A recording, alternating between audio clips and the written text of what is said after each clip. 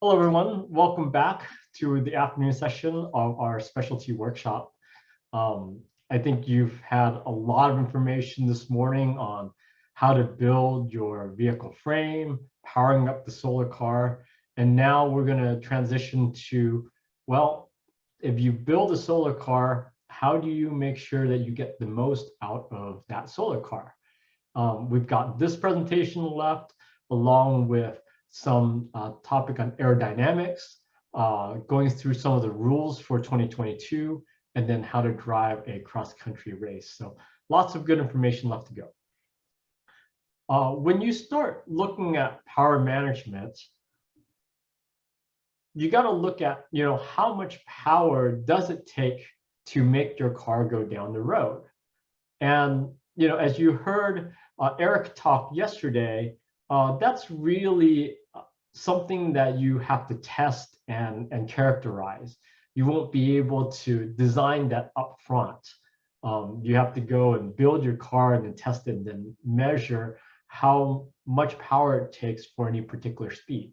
However, you know that in your solar car design, the amount of power will be dependent on your aerodynamic drag, meaning that if you have better aerodynamics, less coefficient of friction there, then you will probably take less power to go the same speed. Rolling resistance is another one of those. And then weight, the more weight that you have in your car, the more power it will take. And then electrical system resistance. So this is one of the key aspects too, where if you have really long power cables throughout your car, that's going to increase your electrical system resistance and give you, essentially, it will start dissipating power all over the power line. And so you will have less power actually being delivered to the motor. And so that's an important design aspect. And then driver skill and style is another important part. A lot of power that's being used in the solar cars is really used in the acceleration of your solar car.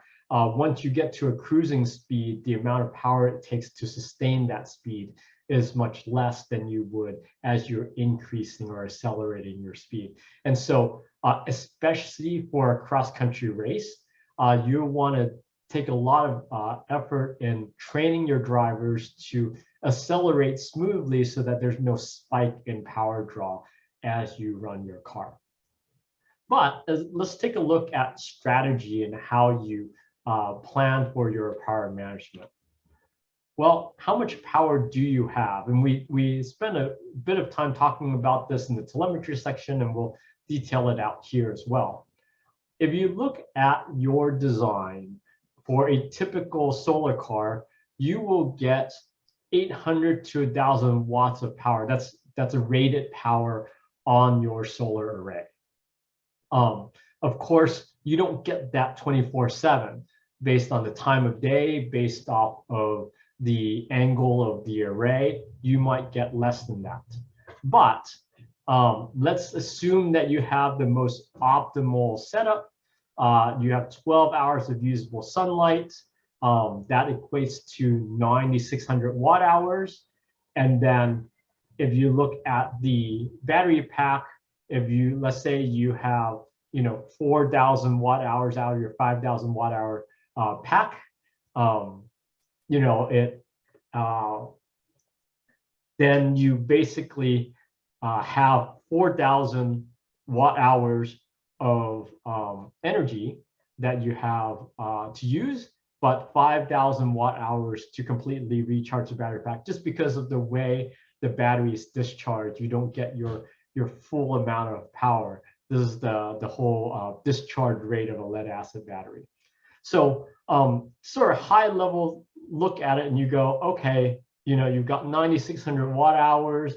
You basically got about, 2 battery packs worth of energy during the course of the day.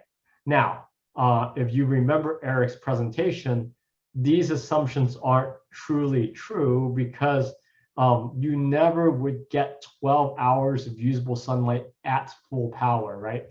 I believe he used something on the order of 6 or 6.5 hours of full energy as their assumption. So this is something that you'll want to characterize as well for your array is when you get out and build your car and you test it, you can start characterizing, if you ran a simulated race day, how much energy do you get to use?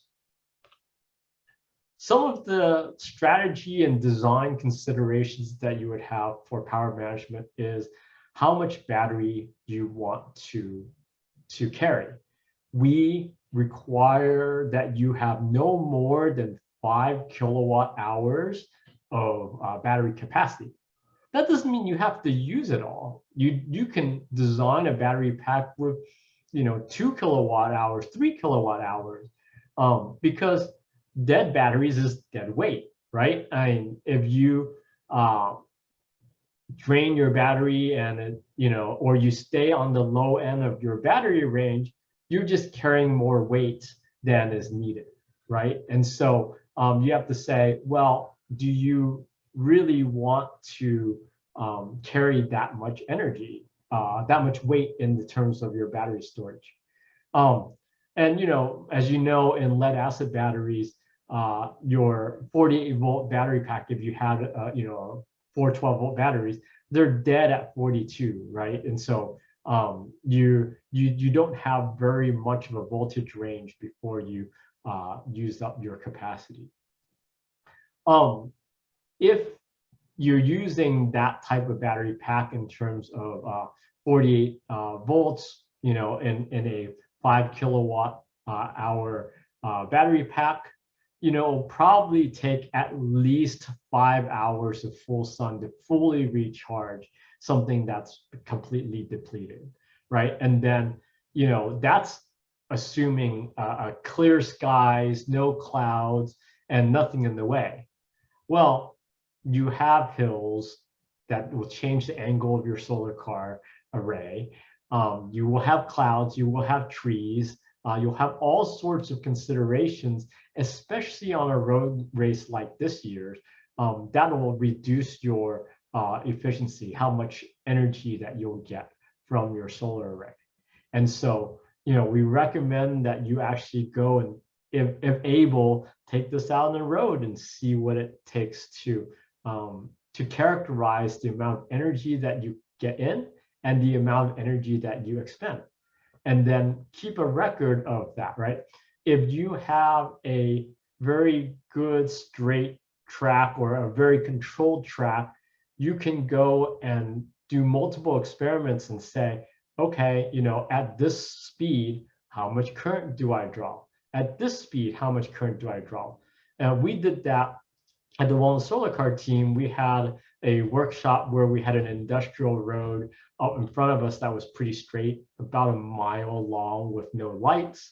And, being an industrial area and being us working on the weekend, it was pretty unpopulated during our test. And so we were able to run the solar car up and down at different speeds. And we noticed that the current draw is not linear to your speed. Actually, it's going to be exponential. You'll get exponentially more current draw the faster that you go. And so you'll need to consider, how fast you go, how much current draw you have, how much power you're getting in, and then make all these strategic decisions. And so some of the strategic decisions you have to make is, what type of power management strategy do you want to decide at a high level without looking at the numbers? Do you go and say, well, I'm okay if I empty out the entire battery pack every day and recharge as much as possible during the off hours? And that might change the consideration of your battery pack size, right? If you say, I don't want to carry that much battery in the car for weight purposes, maybe I will carry enough batteries just so that I can deplete it all during the day and have enough to recharge at the end of the day and the beginning of the next day. Or do you say, well, maybe I will size the the battery so that it's the same. I can maximize the full battery so that I can get a full, you get a full free charge essentially at the beginning of the race. And then from there, you have to charge your solar panels. So maybe I want to put a full battery pack in there. And then during the race day, I will expend energy that I know I can recover at the end of the day. And so I will always have a topped off battery pack at the end of the day or at the beginning of the next day. Or do you do something in between, right? Do you say, well, maybe I start out with a full battery pack, and at the end of the day and then the beginning of the next day, I'm, a quarter of the way down for a 4-day race, or we have a rest day in between for a road race, right? So maybe I can, let's say if we ran 3 days of driving and a rest day, maybe I take a third of my battery pack out. So those are strategies that you'll have to consider, and there's no correct answer out of this. It's something that you have to consider, and you have to say, what type of race do I want to run? Other considerations that you have to take is, do you run based off of your net draw or motor draw? Which means that do you look at your power management based on how much energy you are getting taking out of the batteries themselves? Or do you look at overall current consumption?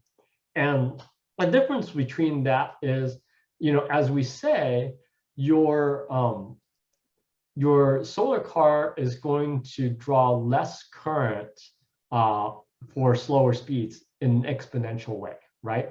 And so if you ran with a net draw philosophy, as you have more solar power come in, you may end up speeding up so that you keep your net draw constant, right?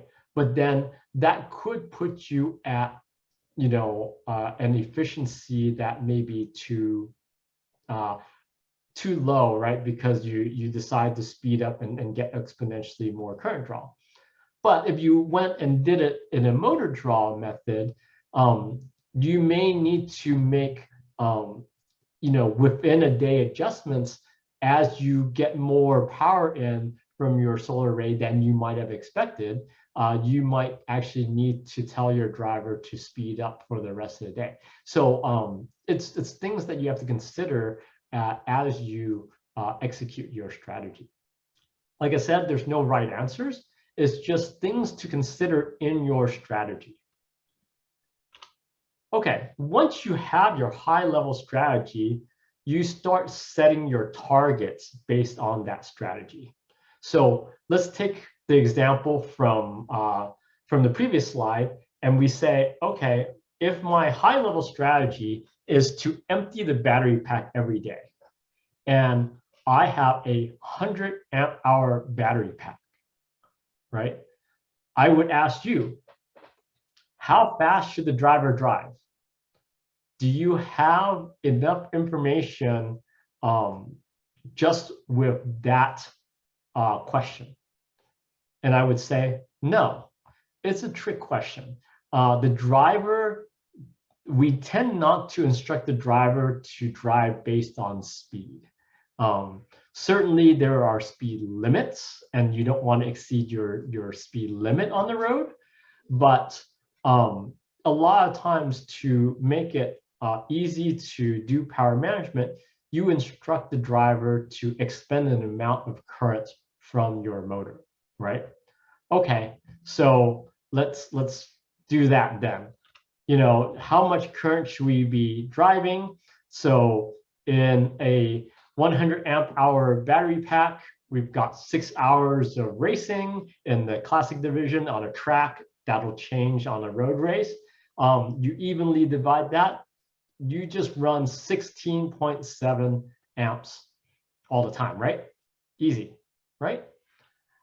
No, you have to account for the fact that your lead acid batteries will discharge less, or sorry, you will have less usable capacity in your lead acid batteries because you are discharging more than a 20-hour rate. And so you have to account for that using Peukert's exponent and Peukert's equation, right? Or just look up your discharge rate. You also have to consider that on a track race, you have some charging time in between that you'll get some charge back. And likewise, on a road race, you're going to have rest stops and lunch stops where you can recoup some of that energy. And so you got to account for the energy that you get back. So, if you add up the remaining hours of charging that you have, ultimately, by the rest of the racing period, if you were to take 16.7 amps on the first half of the racing day, you charge back up, you essentially run 30 amps on the second half of the day in order to essentially drain out your entire battery. And so when you look at that, you don't want to have 16.7 amps used in the first half and 30 amps used in the second half. That's just not an efficient use of your power. And so if you want to have the same current draw throughout the day, accounting for charge time, you would essentially draw in 23.3 amps. And so while this is a track example, you can do the exact same thing for a road race example and look at how much charge time that you have throughout the day. What, based off of the route, how much time am I going to be running? And then how much time do I have to recharge at the end of the day? But, all this really is, okay, that's assuming that you have the ability to characterize how much power you're using for any particular speed. And so one of the important parts of power management is to collect the data. And we talked a lot about that in the telemetry, but at the minimum, you'll want to collect, volts, amps. If you can do an amp hour counter, that would be great. This particular system that you see on the screen, the Batman measuring system, this Bruce Sherry design has a way to count both volts, amps, and amp hour counter. And you can do the same thing with a Link 10 or an E-meter. E-meter was the old name for it. And you can collect, if you have the ability to create an automated telemetry system that sends back the data to you live, that's great. And you can do a lot of more detailed data collection that way. However, for teams that don't have a system for collecting data automatically, you can simply have the driver report back information on a regular basis. We do that all the time with solar car teams. They just radio back and say, give me the measurements, and they'll say, I'm driving at this amps, the battery is now at this volts, I'm getting this information, this amount of power from the solar array, and you can just do some manual data collection as well. So the type of data that you want to collect is important, as we said. At the minimum, I think you would need the battery voltage, the motor current draw, the array currents, how much you're getting in from your array, and then an amp hour or watt hour counter that just gives you a capacity.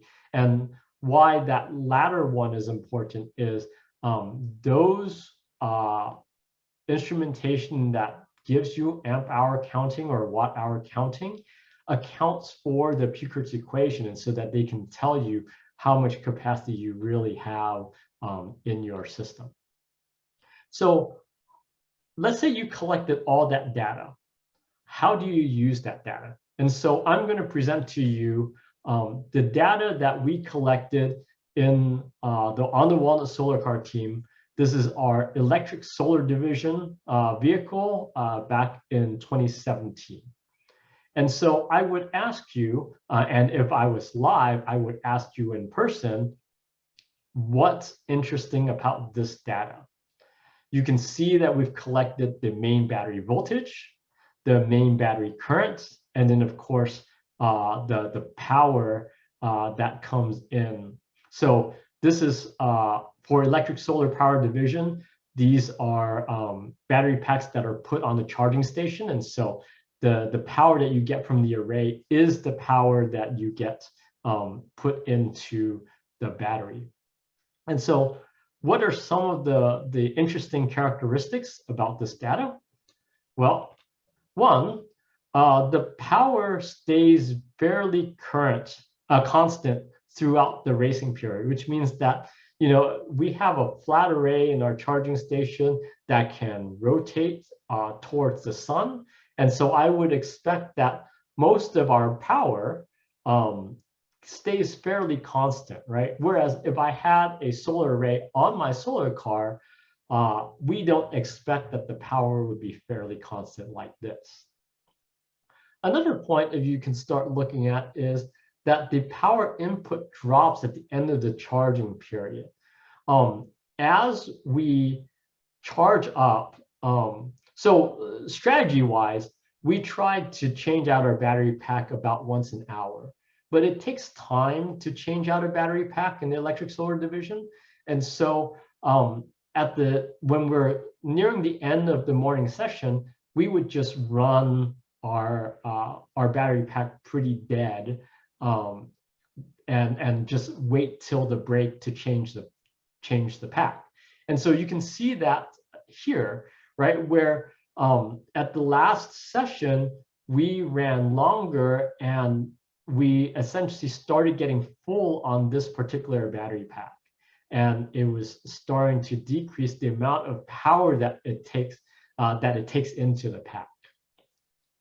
And then our battery voltage, you can see, remains fairly stable, right? And that's really a factor of the maximum point power tracker, is that you can see it charging up, but it's not going to vary a large amount. The power tracker will put in the optimal voltage, and you can see a nice rate of increase there, as opposed to a constant like 48, 50, 52 volts that you get in from the solar array. Okay, so on the discharge side, let's take a look at this. We ran, as I said, some tests on speed and current draw, and we plotted that on there. Now, there's a wide range, and there's a sort of a lack of precision here where you have a large mass of sample points here. And that's really, there are a lot more variables than just speed. The way you drive, if you have the acceleration a certain way, if you have wind, if you have a lot of different variables.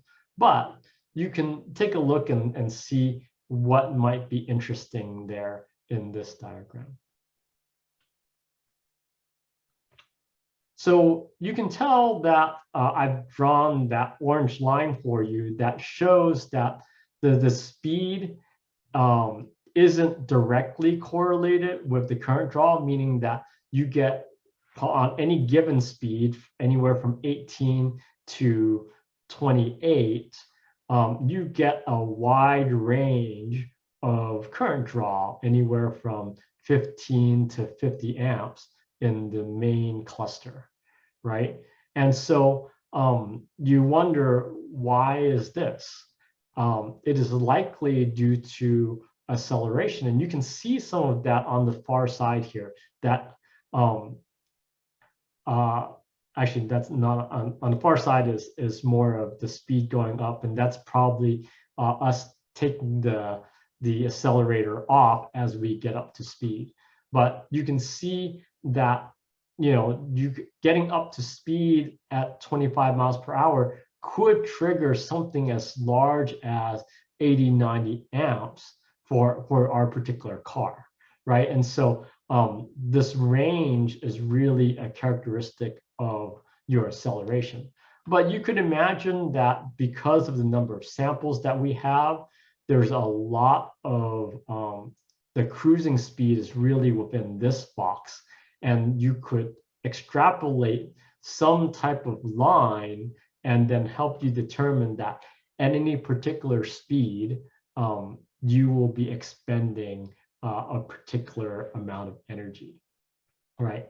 And so I would say that I could, if I wanted to be conservative, say, be on the upper end of the current draw and know that at 25 miles per hour, our car would be taking 40 amps out, whereas if I'm going 10 miles per hour, maybe I'll be just taking 15 amps. And I can then design my strategy that way to figure out how fast I want to be driving. So, this is a lot of data that we had, and we used an automated telemetry system that collected all those sample of data, and it gets into a database. And so that's neat. But how would you get the data? Well, first off, with a telemetry system, you get that automated data, but how do you get that automated data? You have to test. You take multiple runs at different speeds, hopefully on some type of controlled track. And then you also want to account for uphills and downhills to see what its effects are. Especially on a road race, you'll want to know, if I'm going uphill, how much energy would I take at a percentage grade? Or if I'm going downhill, do I need to expend any energy?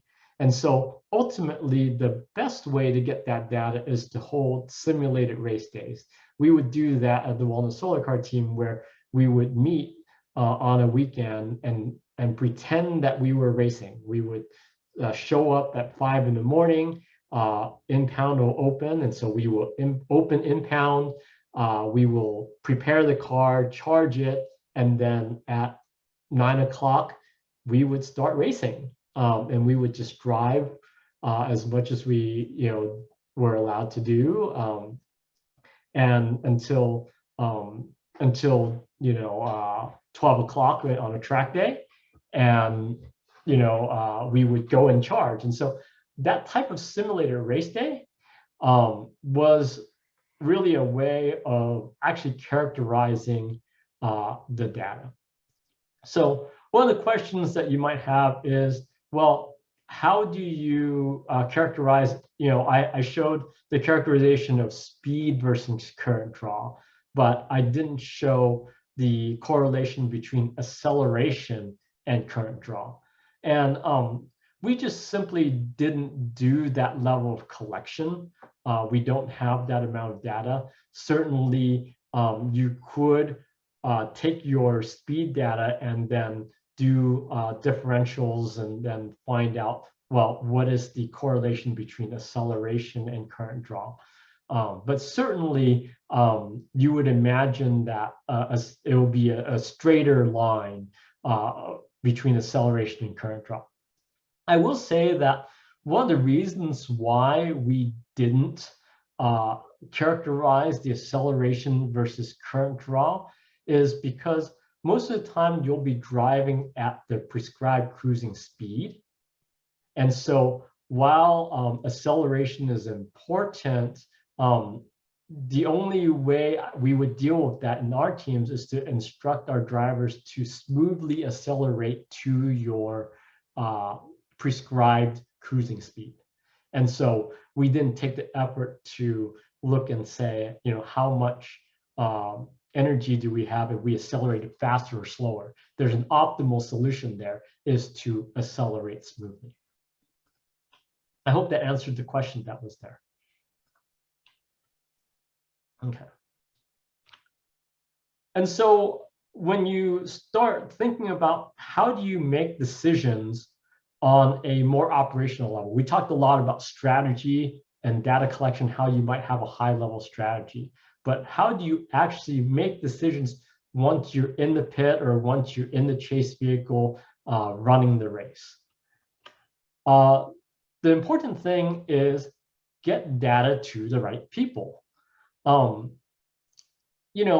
drivers tend, and you tend to say, oh, the drivers have the best time because they get to drive on the road or on the track, and they get to do all these things.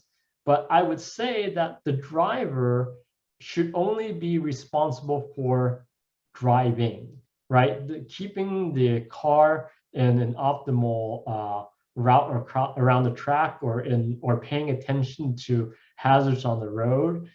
They shouldn't be making the type of decisions on the strategy on how fast you should be driving.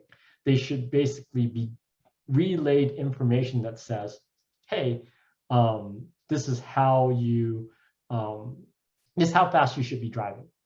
It's the pit crew or the strategy team that should talk about, you can run faster now, you can run at 25 miles per hour, 30 miles per hour. The other thing that we found was useful is we should have a single person on the team that communicates with the driver. That's sort of the driver liaison in a sense. And that's important because if you have multiple people telling the driver, hey, speed up, or drive at this speed, or drive at that speed, it's confusing for them, right? And so you want to be able to be clear and say, once the strategy team has made a decision that says, hey, we want you to run at this speed, then you can convey that to the driver via radio. You can use your telemetry system not just to collect inputs for your strategy, but to determine optimal output. And so we actually programmed our telemetry system to estimate, based on the time left in the day, how much current we should be drawing, and therefore, based on a lookup table, the equivalent speed at which we should be driving. And so you could even have your computer assist you with that. Okay, a little deviation on gearing, which Chris talked about earlier, but in terms of power management, you want to make sure that you don't get over optimistic about the type of speeds that you would go. For example, don't gear your car to run 50 miles per hour. I doubt that any solar car is going to be able to cruise at 50 miles per hour, given the amount of energy that you get from your solar array. And so be realistic about your speed, test and see how much it takes to run your car at a particular speed, right? The reason why you want to do that is, let's say you geared your car to be most optimal at 50 miles per hour, right? And so the motor is configured to run at the optimal RPM of, let's call it 2,500 RPM, right? And then you end up gearing for that and say run for 50 miles per hour. If you end up having to run at 25 miles per hour, then you're really running the motor at 1,250 RPM. Well, that is likely going to put you in a much lower efficiency range for your motor. And so you really want to target your gearing to the most efficient RPM of your motor. And then, of course, you want to make sure that your gears are all aligned and lubricated, right? And so you'll see a lot of solar cars that run the gearing where you have a very small tooth on the motor side, and then you have a very large sprocket in the rear. And that's probably the range of gear ratios that you'll have to consider. Okay, other power management considerations that you'll want to look at outside of these basic calculations is, how does weather affect charging? So we're driving to Colorado this year, right? Are there weather considerations, weather patterns that we expect in the part of country that we are at? How much power do you get at different angles of the sun? We actually went out to test and laid a solar panel out and characterize and say, at any particular time of day, how much power am I getting on a flat array? How much power am I getting if I was tilted in a particular way, because that's the way it was mounted on the solar car? How do different array shapes and angles affect charging, right? How does the route topology affect power usage? certainly, and when we look at other considerations, and I see that in the chat, temperature is a big factor, right? The temperature is a factor primarily because the solar array is more efficient when it's cold. So when it's very hot, it will probably get less efficiency, and you'll get less energy coming in. Similar to that, your motor electronics certainly run better when it's cold, and so you'll have to account for that. And I think unless you were putting in a cooling system in your array, which I have seen, and then most teams take them off afterwards, it just needs to be accounted for in a sense of testing, right? That when you build your car and you test and you collect the data for your input power, do it in representative temperature. Of course, if you, let's say, a team from the Northeast, and we're going to be running in the Southwest or the South this year, you might have to account for some temperature differentials. And you could probably look up that type of information online about the amount of power that you have if you had more or less temperature. And so that's certainly a good consideration to consider. I would chime in though, William, that I feel like you'll have enough of a baseline on the car, regardless of trying to closely match the temperature. You might be pleasantly surprised that in the at the event, you maybe can't quite push it just as hard, or you know, for some reason we get a cool day, you get pleasantly surprised that you get a little bit more out of the car. But your baseline that comes from your testing, even if the weather's not ideal, the biggest one's going to be what you get off the array and how much you can do with that. And that should be kind of, as long as you get a sunny day, still pretty decent no matter where you are within the continental United States. So you'll get a good feel for it. You'll be able to tune the rest of it up during the track. I wouldn't make it a huge concern versus getting that baseline on your car. Yeah, certainly. It's the same order of magnitude. You may have percentage differentials, but you can fine tune that once you get to the race, and when you get to scrutineering, you'll get a more representative example. And I trust that you're going to have some baseline strategy, but as you collect more information during the course of the race, you'll adjust your power management strategy based off of that as well. And so in summary, the way you do power management is to look at the high level strategy. How are you going to run your race based off of the various scenarios that I provided to you? Test so that you can collect data so you can convert those numbers into real numbers. And then look at your test data and analyze your test data for trends, correlate your speed and power required, correlate the amount of time that you have over the course of the day versus how much time you have to recharge at the end of the day. And then train your strategy team to look at the real-time data either via telemetry or via radio, and then make your decisions. And then once you're at it, execute your plan that you've already created. Okay, so there were a couple questions that are on the chat, and so I'll address those. We talked about temperature. Is the route topology published? So the final race route is not available yet. We will publish that once it's finalized. Once we finalize those, a lot of teams do roll that into some type of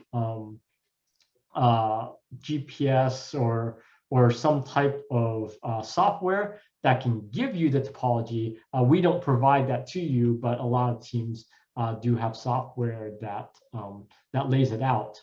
And then how critical is power consumption while climbing in altitude? I think those are separate things in terms of certainly when you climb, when you go uphill, there's a lot of, it uses a lot more power than if you were to go flat. Now, when you're at altitude, I haven't really seen too much of an effect. We had gone to Colorado in the past race. We've gone through different mountainous areas, and it hasn't really been a major factor in terms of an increase in current draw or not. So I'll open up for any final questions that we have. If nobody's going to chime in, William, on that one, I would honestly say that I feel like from just my experiences long ago with our team, that even on the big hill climbs, if you had a baseline set of data for your car, even if you start climbing a hill, you have enough of a feel for what's left in your car. And once you get one or two hills under your belt, for judging how you want to then tailor your strategy for how the team wants to do it going forward, because it may just put you ahead of where you plan to be on power consumption for that day. And then you just kind of make allocations for it afterwards. But that's also where it's critical to have the topographical information so you can see, well, there's going to be 2 or 3 big hills later on. Let's not try and get all the miles stay. Let's conserve the power because, we'll have a better shot at it tomorrow, or, we can still make it, that kind of thing. Sorry, just wanted to add that on there. So remember going up some big hills coming out to LA.